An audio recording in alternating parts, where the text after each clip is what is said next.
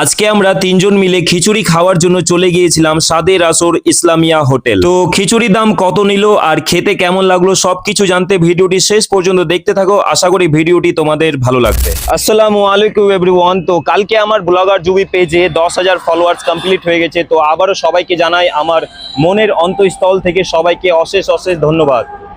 তো 0 থেকে শুরু করে 10,000 অবধি অনেকে আমার পাশে থেকেছে, বাট বিশেষ করে পাশে থেকেছে আমার আমান ভাই আর এদিকে অসীম ভাই, যারা সর্বদা আমার পাশে থেকেছে একদম শুরু থেকে এখন অবধি সবসময় আমার পাশে থেকেছে। তো আজকে আমরা তিনজন মিলে চলে আসলাম আমাদের পাড়ার সামনেই সাদের আসর ইসলামিয়া হোটেল খিচুড়ি খাবো বলে।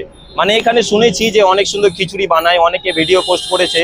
তো আজকে তোমাদের জেনুইন রিভিউ দিব যে কেমন লাগে খিচুড়ি খেতে, এখানকার কত দাম কেমন সবকিছু এ টু জেড জানতে পারবে। তো শেষ পর্যন্ত দেখতে থাকো, আশা করি তোমাদের ভালো লাগবে। তো এই যে আমরা চলে আসলাম, এদিকে রান্না হচ্ছে একদম গরম গরম খিচুড়ি, আরেকদিকে একদম মাংস।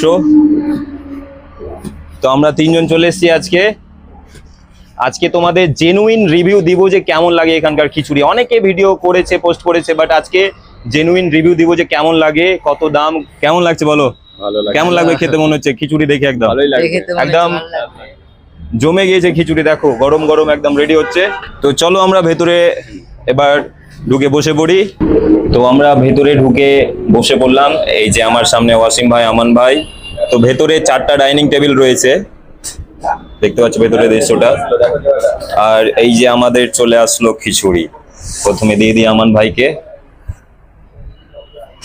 ভেতরে 4টা ডাইনিং টেবিল রয়েছে, বাইরেও রয়েছে 3টা ডাইনিং টেবিল। তো দেখা যাক কিরকম লাগে খেতে, তোমাদের জেনুইন রিভিউ দেব।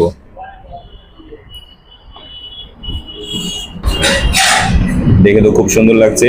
2 পিস মাংস দিয়েছে, লেবু শসা,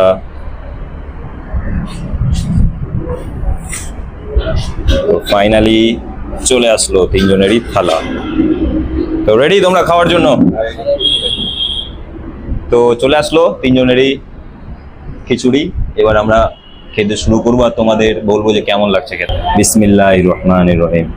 আরে বাবা, গরম হয়ে আছে সেই লেভেলের, দেখি কিরকম লাগে। ভালো হয়েছে, গরম হয়েছে অনেক। এদিকে